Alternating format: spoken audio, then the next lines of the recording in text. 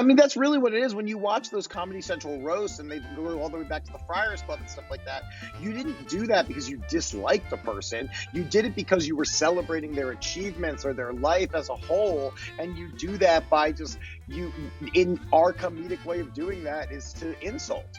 And it doesn't come from a place of malice. It comes from a place of respect and reverence. ¿Quién es ese hombre holding up the bottle? Look a little closer, cigar and Moscato. An actor in improv coming from Chicago. Outdoor, make waves upon my toes.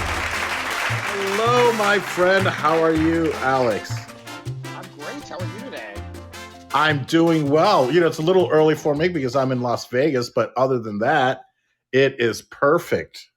Well, I'm in Los Angeles, so technically it's even earlier for me than you by like 2 minutes. So, wow, you know what? I never even thought about it. I'm like, wait a minute, it's the same time, but you are 100% right. I love the way a comedian's mind thinks, and you're exact. Maybe you're more of a scientist than a comedian. I don't know. Yeah, please don't put that on me. Although I do like guessing things and then being completely wrong and just saying, "Hey, I didn't know any better." So, but see. If you say it with conviction, then I think then you people will believe you. I think. I mean, I'm sure you've experienced that. Maybe. I think so.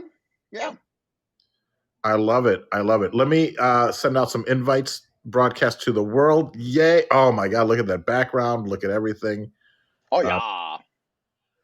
Thank you so much for doing this, buddy. Thanks for being here. Oh, pleasure. Thanks for having me. Yeah, of course, and we can talk about. We haven't started yet. I mean, we have started in that it's live, it's simulcast on YouTube, Facebook, and Twitch, and then it's recorded here. So we might have people popping in and out. There are other shows going on right now as well. So who knows? But the nice thing is, if you don't mind, let me tell you just a little bit about Fireside. Let me tell you a little bit about Amway. No, I'm kidding. Yeah, I know. Am I at a pitch meeting right now? You're at a pitch meeting. Do I need to buy to get out of this? So no, but it's a great platform to kind of do this because then it lives here on the platform, and then you can always. What I do is then I'll just download it and re-upload it to Anchor or especially now Anchor, they have video podcasting. So I think they're going to push video podcasts. So again, thank you so much, my friend, for being here. Thank you for doing this and all that good stuff. Happy to be here. Yeah, buddy. Okay, so let me just do the applause emoji, and then people in the audience can do the same thing. So everyone, welcome. My name is Paul Vato, and today my guest on Paul Vato Presents is Alex Hooper, a comedian, an actor, a professional roaster, and a slackliner. Is that fair to say? Yeah, I mean, I wear many hats, I'm a pug dad, I'm an author, I'm a calendar maker, I'm a festival socialite. I just gallivant around the world, spreading joy however I can. I love that. And you actually have something called the Daily Lollipop, do you not? You do it on a daily basis, or do I sometimes just miss some? It's pretty much daily. Like sometimes I give myself breaks. Like if I'm on vacation or something like that, I don't force myself to post anything. But for the most part, yeah, every single day, it's like a 15 to 45-second little inspirational nugget of wisdom, knowledge, advice, inspirational thoughts with a lot of silliness and weirdness mixed into it as well. It's just a good little, a nice little reminder to have a great day. Well, that's wonderful. Have you done today's Daily Lollipop? And if not, would you mind sharing with us, or maybe even? I posted it a few minutes ago. They're on my Instagram at Hooper Hairpuff. That's where they live. Today was actually a special guest one. Sometimes when I'm around a friend, they want to film one. I do one for them. And I believe it was my friend sitting in a lake saying, if you can drown in 2 inches of water, then you can pee in 2 inches of water. And then he just let it go, and that's your daily lollipop, everybody. So sometimes they're like that. Sometimes they actually are really good pieces of advice, and other times they're just random wackiness that just inspires me throughout the day. Amazing, that's wonderful. Unfortunately, with this daily lollipop, I did have an uncle who died in 2 inches of water because a Oh car no. rolled on top of him. So thanks for that, Alex. But I'll no, I I'm never just met here the to bring man. up terrible things from your past, Paul. So, well, let's talk about when your dad hit you and you didn't think it was right. Hey, whatever we can get into right Okay, yeah, let's talk about that. Uh, now. oh, thank you. Yeah, he always did. He was, I guess, not your. God, this is going to sound so racist, probably, but he wasn't your typical Mexican man. He always just threatened to hit us with a belt, but that was enough to keep us on the straight and narrow. If we were going to bring up my father, who also passed. Uh, but Oh, okay, that was. okay. Now I'm sorry to hear that, and I feel bad for bringing it up. And I hope you had a wonderful relationship, and that's your daily lollipop. Oh man, thank you. A personal one. I love it, Alex. I love it. So let's talk about a little bit about you and maybe your relationship with your parents. And is this where your comedy maybe comes from? Were you influenced? Where did you grow up, and what was that childhood influence like that brought you to where you are now in this great comedic mind of yours and Yeah. need to Well, entertain? I grew up in Baltimore. I'm one of three kids, really. My parents got divorced super early on. My parents are endlessly funny, but in completely different ways. My dad is sarcastic and dry and quiet and really limits his words. My mom is animated and loud and boisterous. And again, you combine the two of them and you get pretty much exactly me. Great relationship with them still. They are endlessly supportive of my career. I had a really rough childhood, just as far as like myself, my depression, anger, and things like that went. So they're just happy to see me doing anything that I enjoy. And luckily, the comedy life is working pretty well so far. So yeah, I'm fortunate to still have both of them in my life. That is, yeah, of course, that is very fortunate. That's wonderful. And you maintain a relationship with them to this day. Then you speak with them. Yeah, I mean, I got married last month, and luckily, Congratulations. Yes, you thank you did. so much. It was a wonderful celebration down in Puerto Vallarta, Mexico, and we, my dad didn't think he was going to be able to go because he's almost 80. He's just older. He's on dialysis, and he was really intimidated by the travel. Sure. But my sister is a nurse, and she really helped him out, and to have them both there along with so many other like friends and family, it was a very special feeling that I got it in there because he was like, Alex, why didn't you do this 10 years ago when I was younger?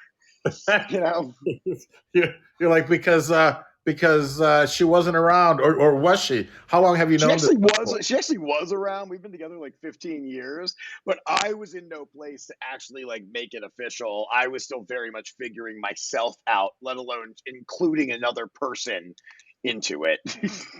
Well, that's wonderful, my friend, and I'm glad that all in due time, and it's going to work out wonderfully. And you guys looked so happy, and I was so jealous. I was like, not jealous. I was very happy and proud for of you and I for you. appreciate that. Yeah. Yeah, It yeah, was a man. It beautiful was. ceremony, and I felt very fortunate to have so many amazing people there for it. And I mean, if you can get, we got 60 people to go to a destination wedding. That's pretty special, and that definitely would not have happened if we had gotten married 8 or 10 years ago.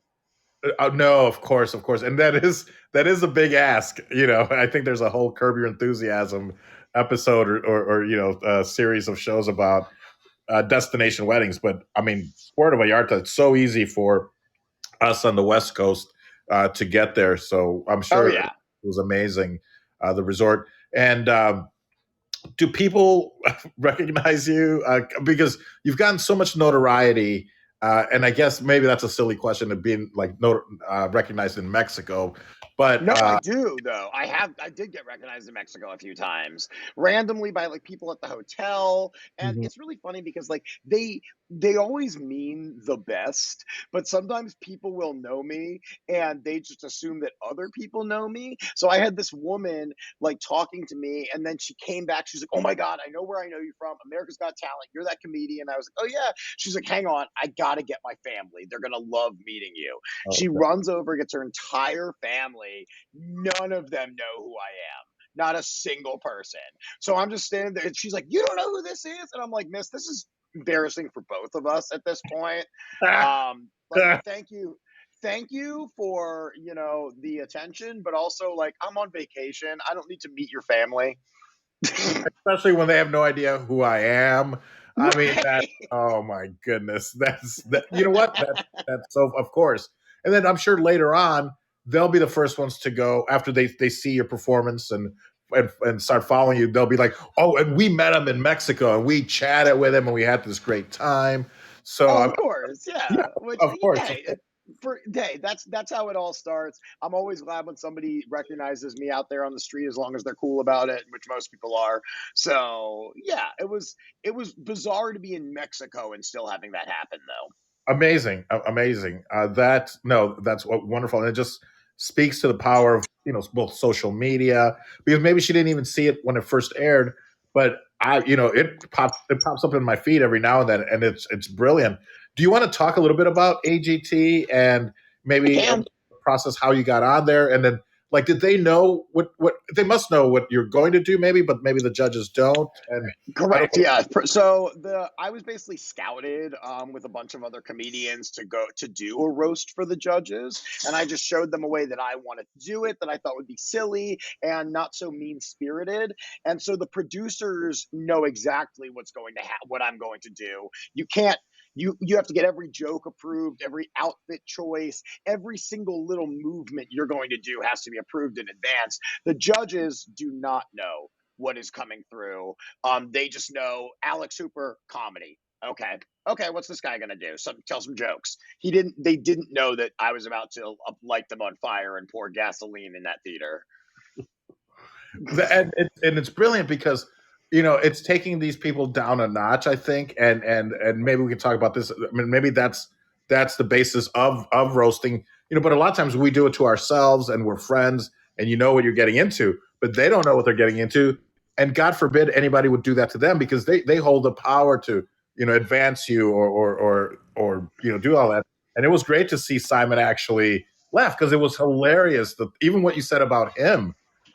So for those of you, who haven't seen it, would you mind just maybe sharing just a little bit of that, or is that asking too much to, you No, know? I mean, I can do it. And I mean, what I'll say before I tell, like, I mean, a good roast is not defamatory, it's celebratory. And I am celebrating these people by thinking about them and, picking out some choice flaws or character attributes, whatever it may be, but I am celebrating them, which is why, like, when I say a joke like, Heidi Klum, you're magical, 4 children, yet your body looks as though you haven't paid attention.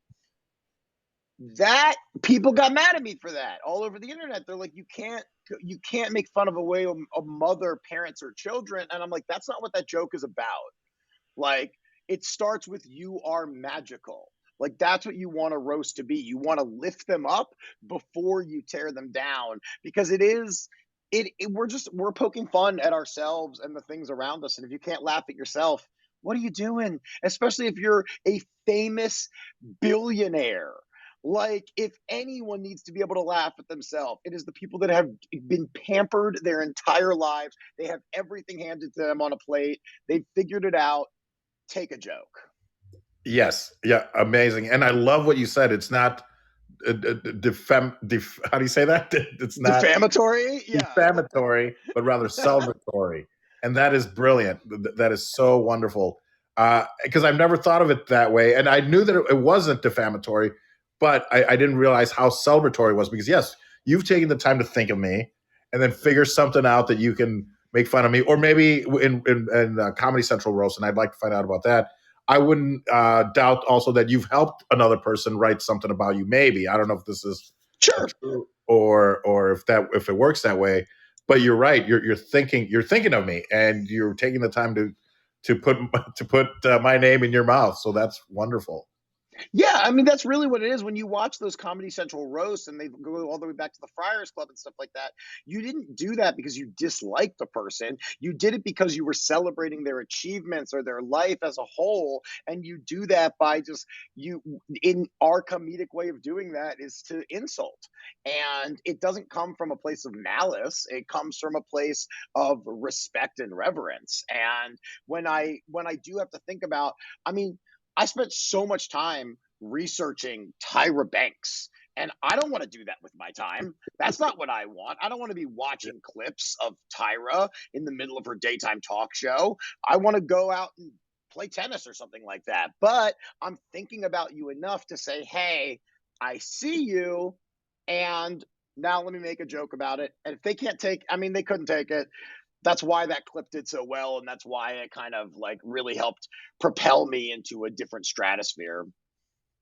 And by stratosphere, you mean stratosphere because with what, over 75, I'm sure more now. Yeah, it's like over 100 million views on that 100 one million. clip alone. Yeah, on that, just on Amazing. that one clip. And then I was on there 2 other performances that are horrendously underviewed just because it was the COVID season and it just wasn't that interesting. Even though Mhm. I'm super proud of those performances, they just weren't seen by that many people outside of the actual show. I mean, when I say that, it's like they were only seen by a few million people. That's all. Like, but comparatively, like way less than the first one. Sure, of course. And then it's like this dopamine rush when you're like, oh, this video has over 100 million. How come this one only has 2 million? Like, that's ridiculous. And then other people are like, wait, how'd you even get 2 million on one video? I mean, I have one that went viral, and it's starting 15 years ago, and it was a commercial, but people didn't know that. It's where I photocopy my butt and I fall into the copier. So commercial. That's me. It's a commercial for Netscape Navigator, and people, that's why nothing you could say would hurt me if you're being mean, because the people have already said all these horrible things like, oh, look at these fat Americans, all they do is eat donuts and they're so dumb they photocopy their butt and fall into copiers, and I'm sure much more horrible things that I've forgotten about. But it's and I didn't even realize the importance of it back then. But every few years it pops up again, and it's probably been, I'm sure it has well over 10, I know on one video alone, and a compilation video has over 11 million views. And then who knows, because even my cousins in Mexico called me. I almost said, I wish I could get recognized in Mexico. They actually called me because it was on television, and they're like, is this you?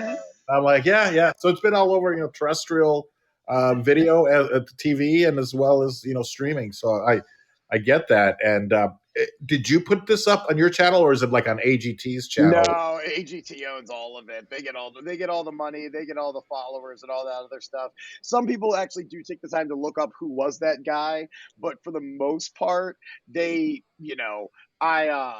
I'm not complaining about it, but my view count and my SEO does not meet my social media numbers that I feel I could have had I capitalized on that more. I just didn't know what was going to happen from Of course. any of that. And so the second time I was very prepared for it, but then they were just got a lot less views. So it's just like, we're just all just drifting through this life trying to figure out how the heck we get people to pay attention to us so we can earn a living and make people laugh.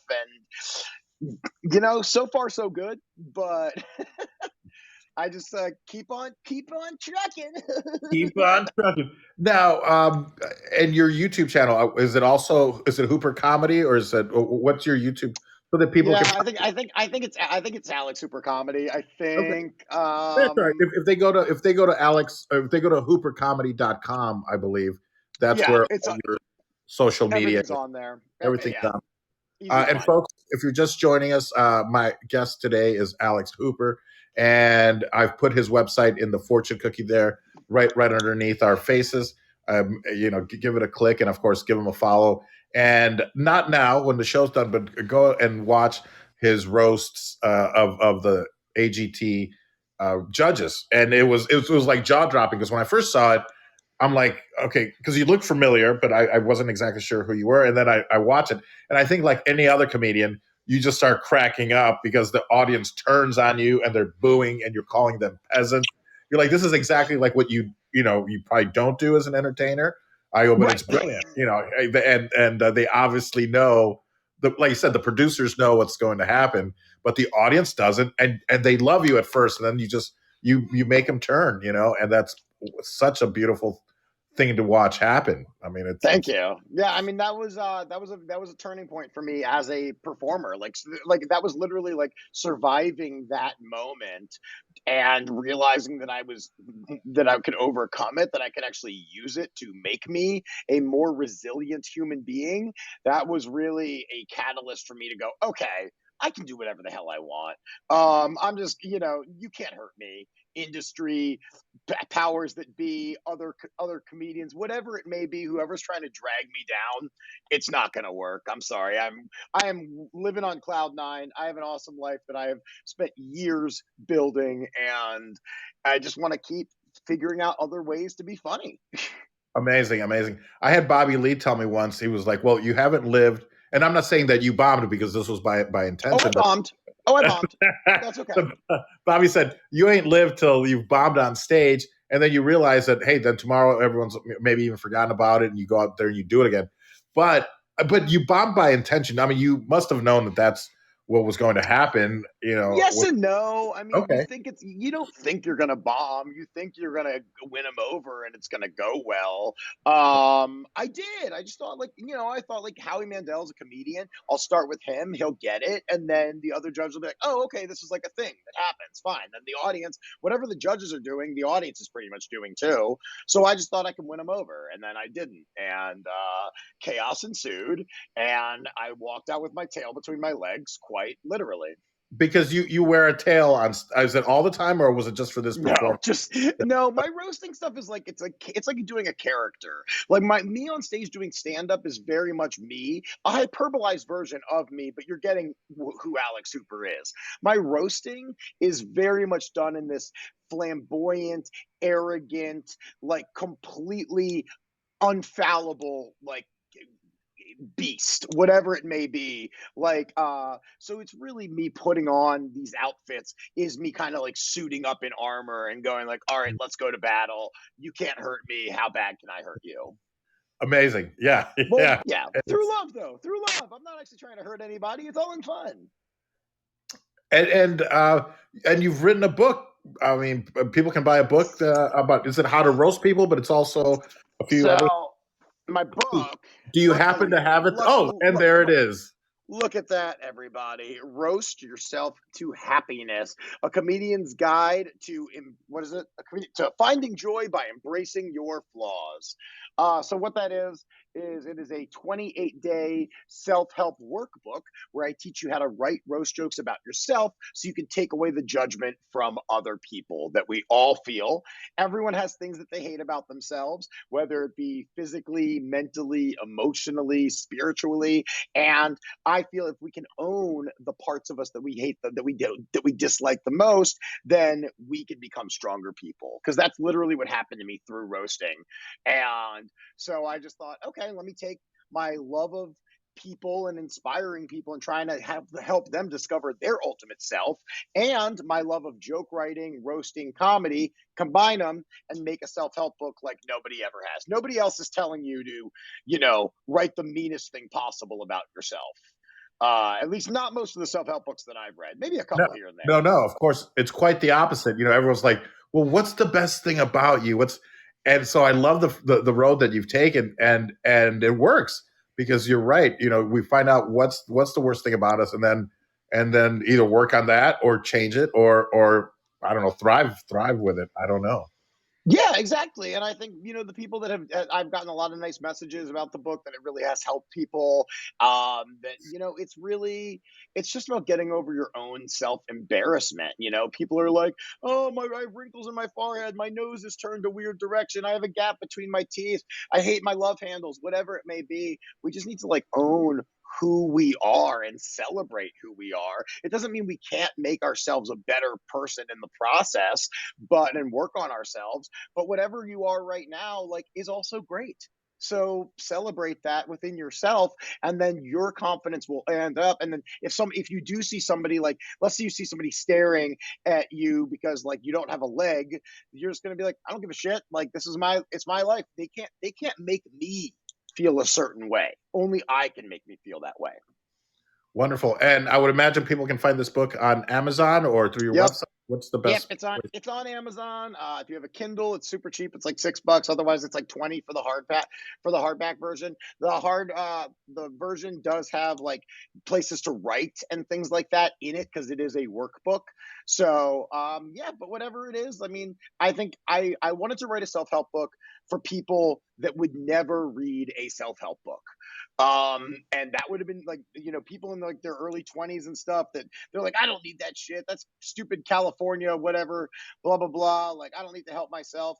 The book starts with hello, underachieving shitbag. So you pretty much know immediately what you're getting into as soon as it starts. Amazing. And I would imagine that you would speak to 90% of the people. They're like, I don't need a self help book. Maybe those are the people that need it most. So that's wonderful. I think it's a great market that you've niched into, and it's wonderful. And you do it with love, and you do it with comedy, because that is so important. It's making people laugh, and I'm glad that you have that need, because you make the world a much better place. And when did you move to California? And did you do comedy on the East Coast? Were you doing stand up there, or? No, so I moved here 13 and a half years ago. I was already I went to school for acting, and I was already in the Screen Actors Guild when I was going to school in Pittsburgh. I did a couple movies out there, like very bit roles in them, but enough that I got my SAG card. So I moved to LA to be an actor, and quickly was bored of the process. I didn't really want to take classes anymore because I'd been doing that for so long. And so somebody pushed me into stand up, and the first time I did it, I realized that was immediately what I'd been looking for. That's the feeling I'd been chasing, and now from then on it was just like guns blazing, pedal to the metal, whatever other run of stupid analogies you want to throw at that. It just like I was ready to go, and I knew stand up was going to be the thing that would like carry me through. Amazing. That's wonderful. I'm glad you discovered that. And where can we see you currently performing? Are you doing things in person? Are you doing things live Yeah. shows? Back to Oh live yeah, shows? I'm totally back to being in person. I have shows all over the Los Angeles area all the time, and then I hit the road a lot too. All my tour dates are on my website. Coming up in June, I have Arizona, Kansas, Oklahoma, Texas.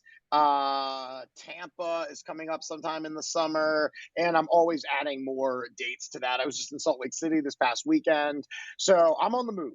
I'm constantly going Wonderful. places, and I love being on the road. And live performance is my favorite thing.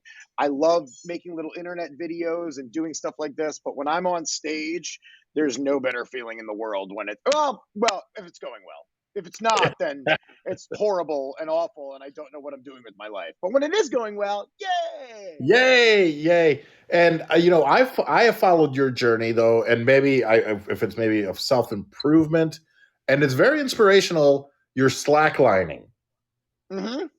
I mean, this seems like one of those things that is impossible to do, but obviously it is possible, because there are people out there that do it, and you've proven that. And I think I first also, then you were doing yoga. You were doing a lot of yoga, because I myself got into yoga, and it was quite life changing for me. I ended up losing about 65 pounds. I still have Nice.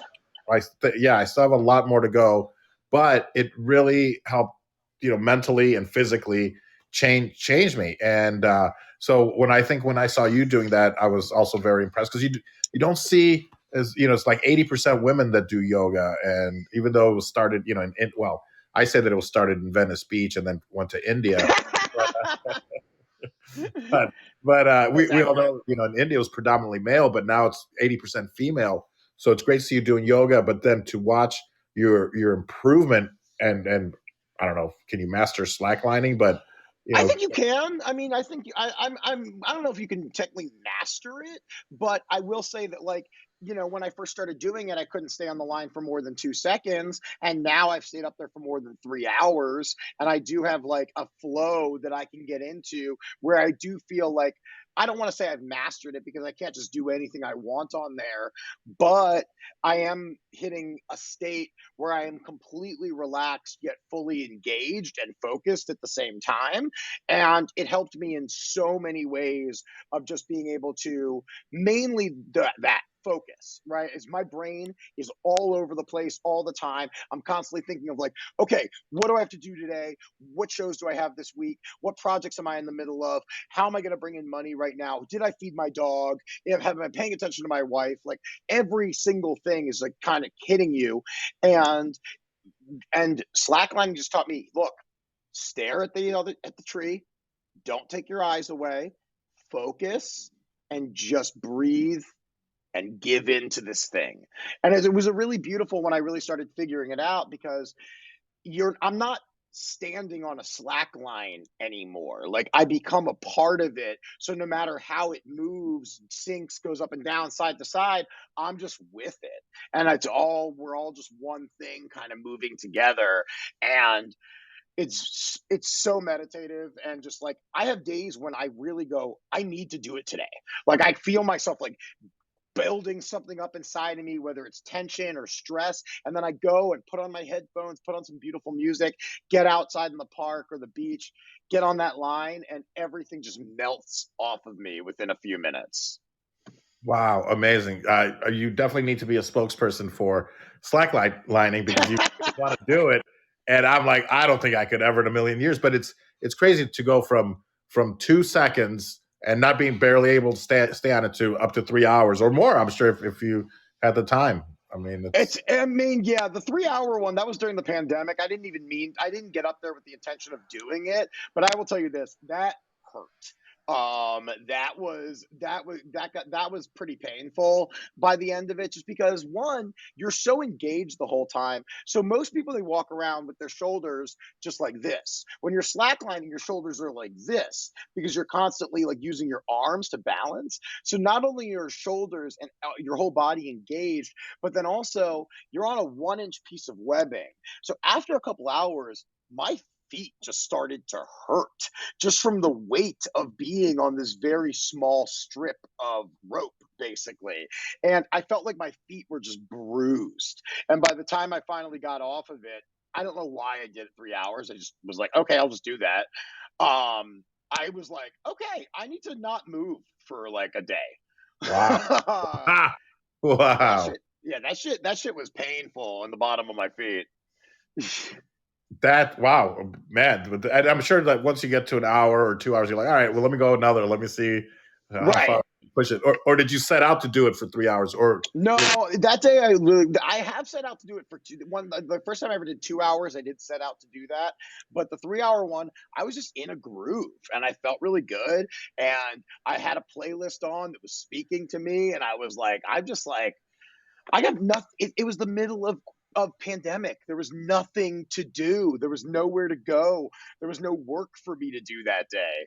So I was like, what's the best thing I can do for myself? Okay, stay on the slackline for a while. Is that when you bought the slackline or how long? I've been doing it like 5 years. 5 years. Yeah, that's right. Because I've seen that on your social media. How much is a slackline? I know that I could Google it probably, and like $50 to $100 typically. Okay. Like for a basic starter one, you can get them for as low as like 40, and then like they go depending on like what you really, but like somewhere like $40 to $120 essentially for the full setup. And yeah, you set it up in 5 minutes. It's just like a tension, like a ratchet system. You put the rope in and you ratchet to the tree, tighten it up, and then you get on. Has anyone ever tripped over somebody else's slackline because they're not paying attention and they're? I know that they're set up in public. I mean, I had a kid run and just deck himself on mine, like a 4-year-old, while I was on it. And I watched him go right into it. And I was like, no. And I watched this kid, like, he was like, he's like short. He was probably 4 years old. Sure. And he just ran full speed. It hit him here and he just leveled him out. And I was like, I immediately jumped off. His mom ran over. I was like, is he okay? Like, she wasn't angry or anything. I was like, I didn't do anything.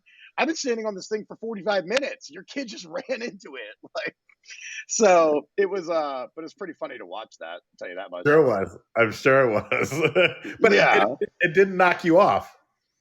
No, I jumped off because I Yeah. was like, I had to make sure he was okay. Like, I can't. If I had just stayed up there and been like, "Sucks to be you, dude," like that's just not in my nature. I had to make sure that he was not hurt. Um, but as soon as, yeah, I mean, as soon as everything was okay, like it was fine. Wonderful, wonderful. And you also have a few comedy albums that people can pick up. Is it just two, or do you have more than? I have two full length albums that if you have Pandora, Title, Apple Music, whatever they all are, everywhere right now except Spotify, because Spotify is taking down comedians' albums left and right because there's some kind of disagreement with how we're supposed to be paid. So most comedy albums have been taken off Spotify. I'm hoping they get back on there because that's where most people listen to me. But otherwise, yeah, I mean, I have albums out there. Listen to them, buy them if you feel so inclined, because that's how I really survive. But just listen to them. That's all I ask. And if you like, you know, who I am, I think you'll like my comedy. It's very dark, but very silly at the same time.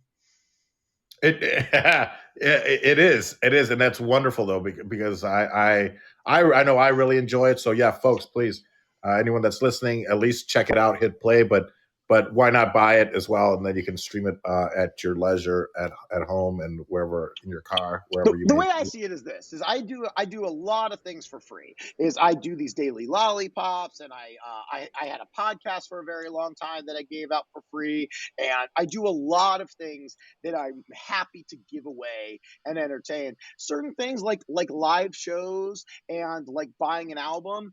That's how I'm able to do all the free stuff. I can keep giving you free content and on the daily as long as you do like come to a show or buying an album or when I put out a book or something like that, stuff like that.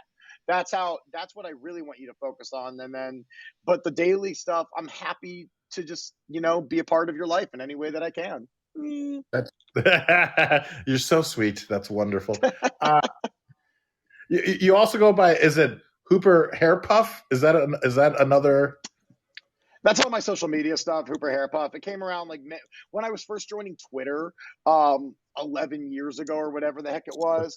Alex Hooper was taken, and I didn't know what to do. And I was sitting around stoned with some friends, and somebody was just like Hooper Hair Puff, and I was like, okay, I like that, Perfect. and it's just become Perfect. a thing. Perfect. Yeah. And how long have you been doing yoga then? Is that, and do you still practice?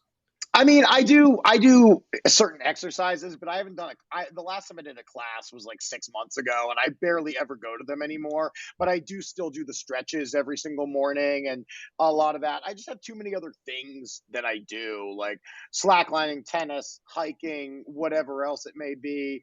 So I don't do yoga nearly as much as I used to, but it's it's because I made a pug yoga calendar. Everybody assumes that, like, everybody's just like, oh yeah, he does yoga too.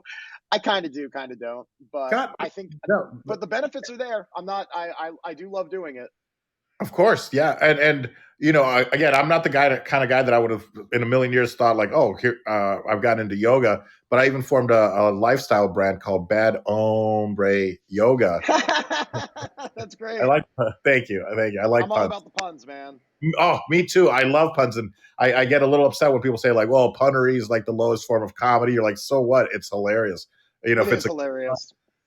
my improv group was Barrio Speedwagon. We were a There you Latino go. improv group. We did a show called Touched by an Anglo. But yeah, so that I love that. And the when I first started doing yoga, I started in LA, downtown, with a gal named Sherry Ray Russell, and she owns a place called Peace Yoga Gallery. And I haven't been there for a while. My ex wife and I split up, so I think she got her in the divorce. But there's on the top, it's a raw vegan restaurant, and then yoga in their basement. And it's she said something that was great, which is her goal was to have you have a daily practice that you could do at home, where you don't have to come in to the studio. So this isn't necessarily for you, but for people that are listening that want to get into it, that's the ultimate goal, is to be able to take care of yourself and to do it at home, and not have to go to a studio all the time, even though of course, it would cost her money if you don't show up, if you don't go to class. But it's one of those things where like it makes sense that we should, if we're going to do yoga, you could be able to do it at home. Well, yeah, but like take the class to hold yourself accountable for a while, and then once you really get into a groove and a habit, then you can kind of be like, okay, I know what I need to do for myself today, so I don't need to go to the class necessarily.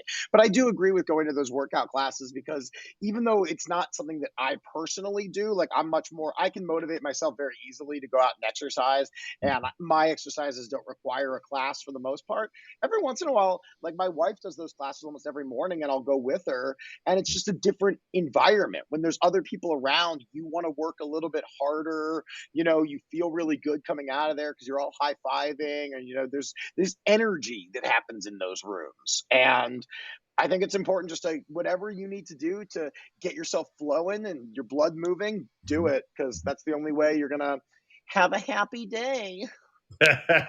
That's wonderful. And I'm glad that your wife has been with you on this journey, like you said, for 15 years or so. So this isn't anything new for her. And was she with you at AGT? Like, was she in the audience or? Yeah, for the first one she was. And it was just like I mean, I felt for her because I know, like, she told me her and her sister were there, and she told me they both just grabbed each other's legs and were just like squeezing as hard as they could, like with this like, oh no, oh no. It would have been But funny if they cut to them and they're also booing you, like, oh my gosh, I let's know. I'm sure step up. they were. She's never admitted it, but I'm pretty sure she was the one that started the booze.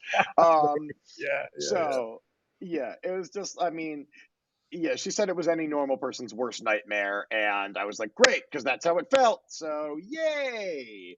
That's no, She it's still it's such an amazing. she's a rock star though. I mean, I'm not an easy person to be with, and I'm very emotional, and I so like she really makes my life better in so many ways.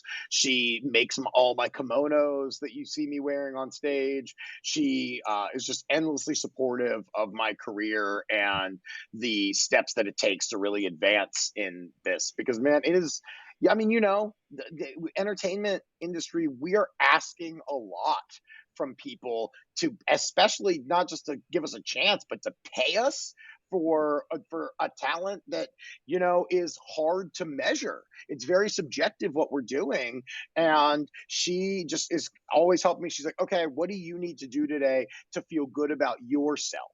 And sometimes like she helps me get like, right, oh, you're not doing anything there today. Why don't we try to get you some writing work and stuff like that, and things that I wouldn't think about. She comes in and says, this is how we can make you better. And that's exactly what I need. Well, yeah, perfect. What a great couple, and what a great dynamic. Is she also in the entertainment industry, or? No, she spent years in casting, but she really just didn't like the corporate lifestyle that came along with it. So now she's a freelance copywriter. She has an agency. So she runs both of us run our own lives, which is a really incredible place to be, where when we decide we're going to do something, we don't have to go to a boss and say, hey, we really need this time off because we're going out on vacation, and the boss is like, not that week, you're not. I've already had 6 people request that. Like, you got to stay here. We don't have that. Whatever we want to do, wherever we want to go, that's what we do. And it's pretty incredible to have a lifestyle where you make the choices of what you're going to do. And it doesn't mean that sometimes I don't have to do work that I don't want to just because I need the money. And that happens every once in a while. But for the most part, it really is up to me what I do day in and day out, which is why at 10 a.m. on a Wednesday morning, I could just be talking to you. And I thank you. So yes, thank Well, you. I thank you too. Thanks for inviting me. You're very welcome. The nice thing is though, she was in casting, so she was around the industry, so she understands.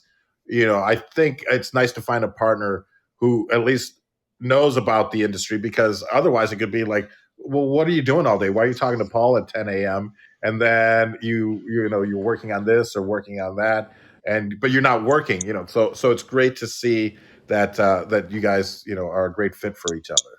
Well, we are a great fit, and a lot of it, so much of being in the entertainment industry is you don't see what happens behind the scenes all day. Like when somebody sees you in a commercial, in a TV role or something like that, they go, "Oh, cool, Paul's on TV."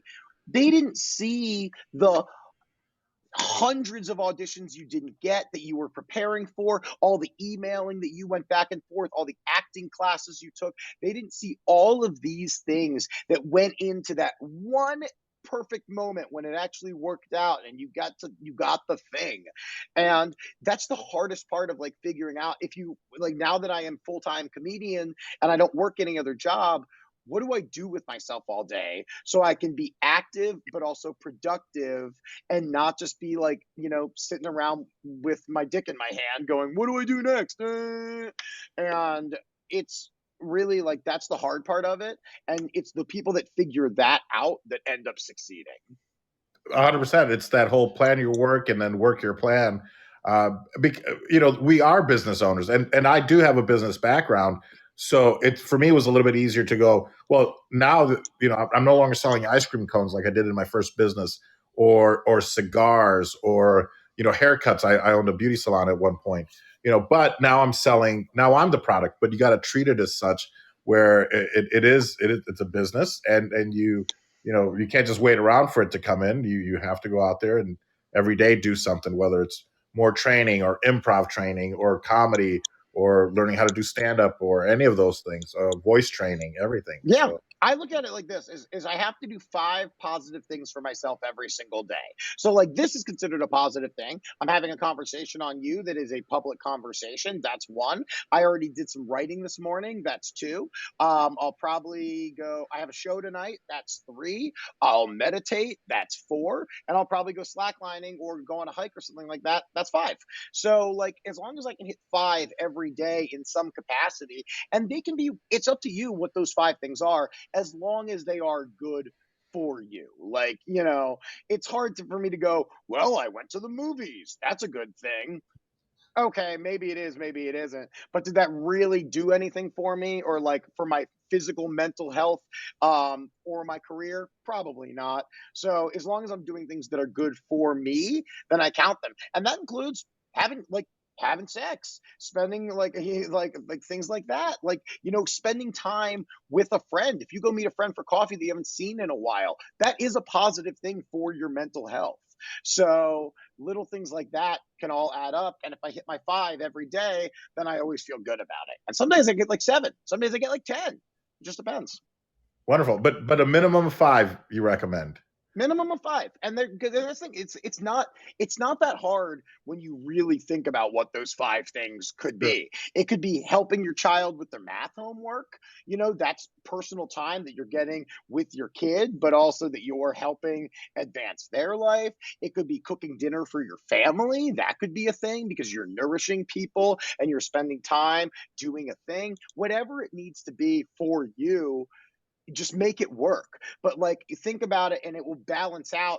Then you can, if you're like, hey, well, now I just want to stay up all night and do drugs one night. Okay, but did you do your 5 things first? Great. Then by all means, give your nose a slide.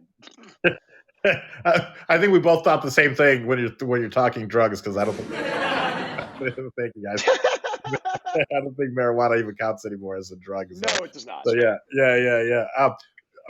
Do you party? Have you partied? Was that ever a big part of it? Dude, are you kidding me right now? No, like, yeah, no, I when it is time, I party very, very hard. I just make sure that all of my obligations and my work goes first, because I'm known for being like a partier. And so I need to make sure that nobody can, like, let's say I didn't turn in an assignment for some reason, like I missed a deadline on a writing gig. Well, it'd be easy for people to go, oh, he was probably high. He was probably out partying. So I need to make sure that I am extra attentive to my actual work, so that way when I do party, I can completely let it go. And it is just a purge. That's how I look at like going to music festivals and stuff, is those are my few days to just let it all out, all the energy that I've been building, all the hard work that I have been putting in. Now let's escape, let's fly free, and let's just be in super happy world for the next few days and celebrate the fact that we get to do this. Amazing. And you enjoy yourself a festival, do you not? Love them so much.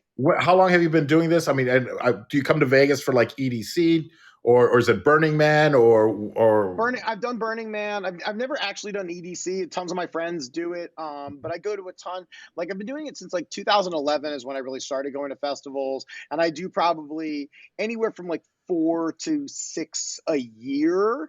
I work for a few of them, like doing comedy stuff, and so there's certain ones I always hit. They're called like Desert Hearts was a couple weeks ago, Dirty Bird, ones like that. But yeah, I mean, I just love the feeling of live music. First of all, is the best.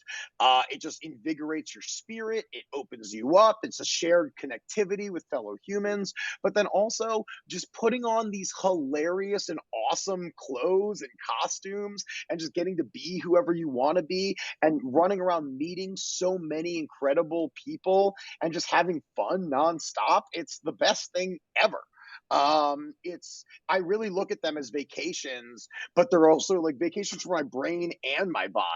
Because like I might put a lot of drugs in my body over the course of a festival weekend, but I'm also running around nonstop, and my brain is on fire from all the wonderful creativity that I'm experiencing from every direction. So I actually come out of a festival weekend maybe a little beat up, like physically, but mentally, I'm like, what is next? Amazing, amazing.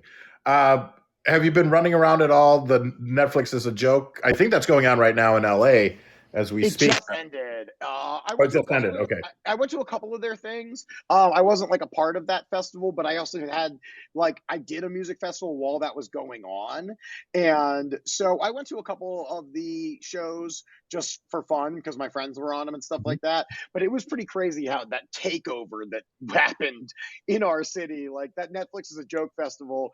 It was like hundreds of shows, so many venues every night. There was more. It was cool. Wonderful. Well, I think it's great Yeah. for the community. It's great for the industry. I'm glad, because everything is going back. Everything is live again, and Yeah. we still have to be careful, but it's great to see the people getting together and laughing because that's the most important thing. The laughter and all that. So that's Connectivity. We yeah. got to share experiences again. We got to stop looking at people as potential enemies and sick people and infected and all that other stuff.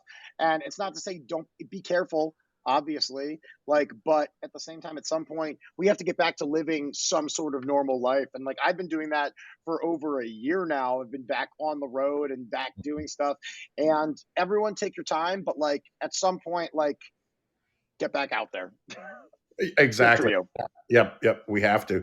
And do you do a yearly yoga calendar or calendar, I should say, or was this a one time? No, that was a one-time thing. It was like, it was like we struck lightning in a bottle with Pug Yoga Calendar.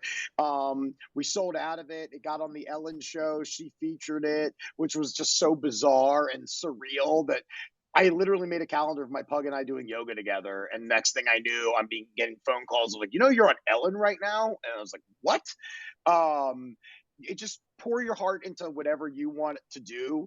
And no matter how stupid it seems, if you put hard work and love into it, you don't know where it's going to go. And people ask me all the time, like, are you going to make another one? I don't know, because my artist brain, it always moves on to the next thing. Always, so. Wonderful.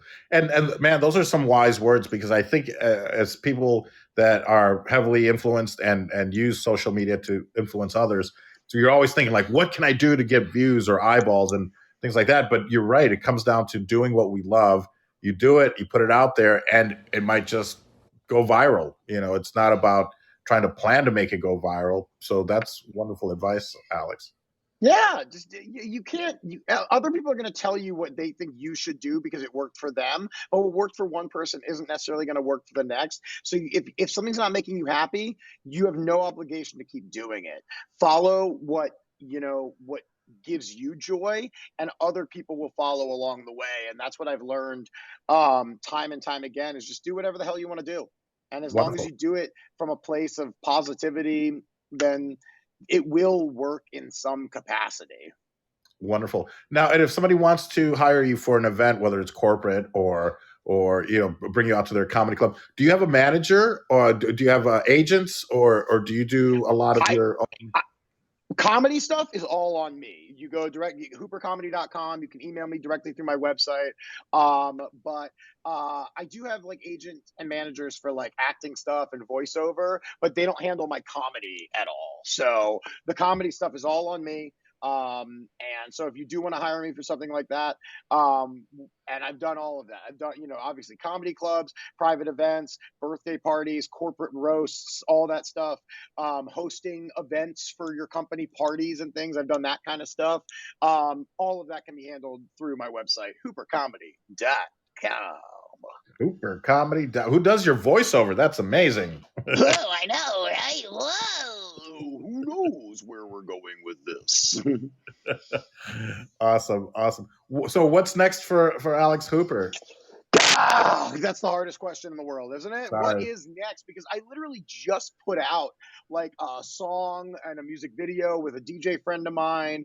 And so that's kind of floating around the world right now. And now I'm trying to figure out what is my next actual project. Like I can tell you, yeah, I have tour dates coming up and I have some things in the mix, but really it's I don't know what my next major project is.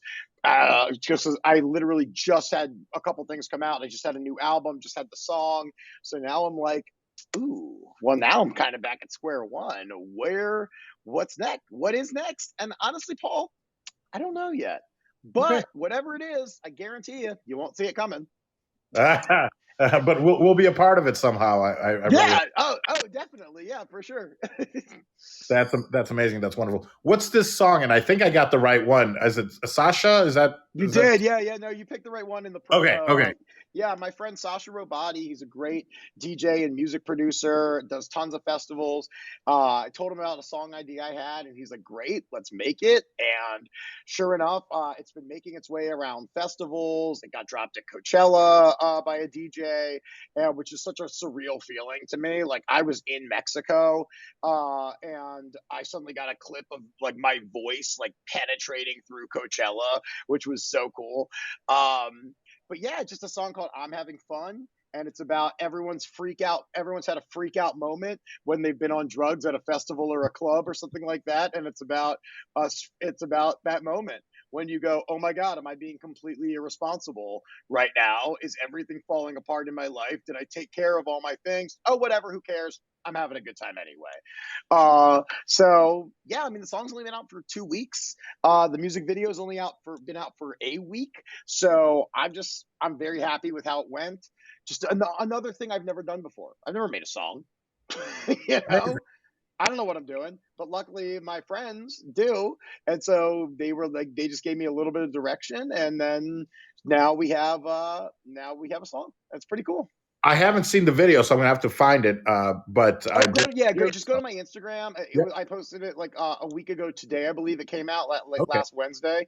But yeah, it's 1 minute, total chaotic rainbow explosions. You will feel like you're on drugs for that minute. It's you in a video. It's basically you as a video, I guess. Pretty much, yeah. Somebody once told me that I'm human Molly, and I take that to heart. So if I can make you feel energy and love, then great. I've done my job for the day.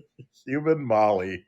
That's How else could we describe Alex Hooper? But human Molly. What drug would you be, Paul? What would I be? Human mescal? I don't know. Oh, okay. Yeah, pretty good. I like that. You have a little bit of a smoky flavor to you. You can't be found everywhere, but the people that enjoy you really, truly enjoy you. That's it, buddy. That is it. Do you teach? And you also have worms. So that's I do. I got to get dewormed. Yeah, thank you. Do you teach roasting? Is it something that can be taught? I mean, do you have a class? Could somebody pay you to teach them how to roast? I don't have a class that I would do. I do it a lot on Cameo and stuff like that. But you learn, if you've got my self-help book, you learn how to do it in that. If you don't want to go through a whole self-help book, I totally get that. I have a 9-step guide on my website of how to throw a perfect roast without getting punched in the face. So I teach you like how to set up the actual roast itself, how to celebrate the person, how to write jokes that come from a place of respect and love. And so that is totally free. It's on hoopercomedy.com. it's easy to get. And so if you ever just want to write the jokes or just throw a little roast, you can just do that very easily. And I'm happy to give that information out for free, to help you find my other things. I've downloaded it. I think it's great. So thank you for putting that out into the world and making it free. I think you just give Alex your email, and that's it's free. So Right. And I email, when you sign up for my email list, I email you like once every 3 to 4 months, just saying, hey, here's my tour dates. Here's some things I put out over the time. You are not getting a daily email that you're going to be like, God, not this guy again. You're only going to get something every 3 to 4 months. And so it's not egregious by any means. It's not intrusive. I love it. It's you really have to go to Instagram if you want Alex in your life every day, which I think a lot of us do, because that daily lollipop is always entertaining, whether it's you or one of your special guests. So thank you for sharing with the world as well. I mean, we're almost 200 of today was number 197, which seems crazy that I've done that many of them. And honestly, I don't know when I'm going to stop. I don't know how to stop. I ended my vows at my wedding with, and that's your daily lollipop. Like, something is wrong with me, Paul. You know what? Nothing's wrong with you. It's one of those things where a little thing happens and then you just jump on it and it just becomes your thing. And that's the way our comedic brain works. I think, you take something and you run with it. I mean, I'm an improviser. I do sketch and improv, and that's what we kind of learned. You make this what is it? A mountain out of a molehill. You deify it, and it becomes the most important thing. So yeah, thank you. Do you have any final last words, or would you any final thoughts? I think I should say, and anything if you want to promote, by all means, please do. I mean, just forever. So you tell me. No, for sure. Like, I mean, honestly, go to my Instagram, go to my website, and stuff like that. But if I am coming to your city, please come see me live. That's by far the best experience you can have with me. Is go, come to a show, talk to me afterwards. Let me know, especially if you came from how I love finding out how people heard about me or where they saw me and things like that. Just because I've done so many things at this point that I have a collection of people all over the world, basically, that I consider my friends. And you're invited to be a part of that too, obviously, Paul, and anyone else who's watching, listening to this. But all I can say is just follow. It's going to sound so cheesy, but just do whatever the hell you want to do. As long as you're not hurting anybody, you have one life. Do whatever it is that is in there. Take chances, follow your dreams, all that. And if it doesn't work out, just do a bunch of heroin in a crack house somewhere until you keel over and die, because that's the other option. So thank you, studio audience. I knew you would enjoy that one. Hey, yo. Everybody, let's give Alex a round of applause so that the algorithm works here, so that so that people know that thank you. And thank you, everyone who's been here. There's been a bunch of people that have been in this chat the entire time. So Goody, Axel, Patrick, Victoria, Waitbot, whoever. Well, Waitbot, yeah. All those people. Thanks for being here this whole time.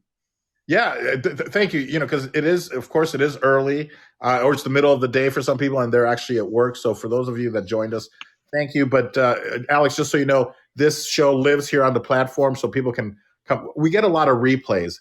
People will come back and watch it. And Fireside was nice enough to include us in their weekly. Twice, I think they included us in their weekly newsletter to the other creators and things like that. So they became a little bit more familiar with you. And it's a great platform. If you want to get back into podcasting, just let me know. If you apply to be a content creator here, it's somewhat of a velvet rope where you have to apply and then be accepted. But it wouldn't take long, and I'm sure they would accept you right away. But it's such a great way to record, especially now video podcasts. It's kind of set up that way. Mark Cuban is one of the investors, so it's pretty strong as far as it brought me back into podcasting, and I love it. And I get to meet wonderful and incredible people like you and chat with you and get motivated and get inspired and all that. Any plans of coming to Vegas?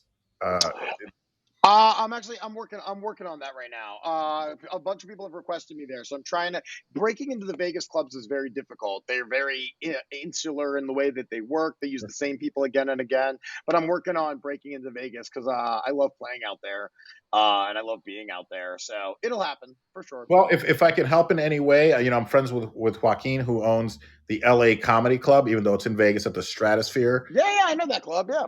And they've just remodeled. In February, so now they have like this multi-million-dollar room that they built in the casino as opposed to in the mall where the Stratosphere is. And I just had Butch Bradley on, who's the headliner there. But if you'd like, I'd be more than happy to at least make a connection. Yeah, that'd be great because I've been trying to get in that club for years. I email the booker all the time, and hey, nothing personal. He doesn't email me back. That's okay. Who am I? But yeah, any introduction would definitely be great. I will put them on your radar. Do you email? I'm guessing maybe Matt. Matt, yeah. Yeah. He's the booker. You know it. I know it. But I'll speak with Joaquin and Matt. No promises, of course. But we'll see. We'll see. As your comedy manager, I'll be more than happy to get you into Vegas. Perfect. I'll give you that 10%. You got it. I'll give you that 10%. I'm going to keep 90. No, I'm just kidding. Yeah, okay, that's fair. I'll take it. That's fine. Fair that's enough.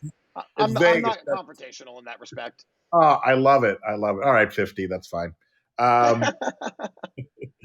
Alex, thank you so much for taking. Oh, it's 11:11. I don't know if people. I just noticed that it's 11:11. Oh yeah, bam! Make a wish, everybody. Make a wish. Yes, mine came true. Alex came on my show, so thank you.